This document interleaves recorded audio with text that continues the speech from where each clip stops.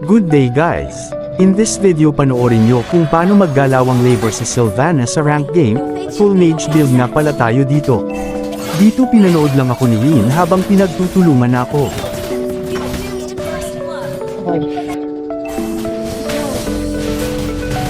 Dito guys binawian ko si Yin, hahaha. At dito guys sinimulan na natin maggalawang labor, tank na, pusher pa. Kasi subang banat talaga trio nila, core fan namin one chord lang din kaya.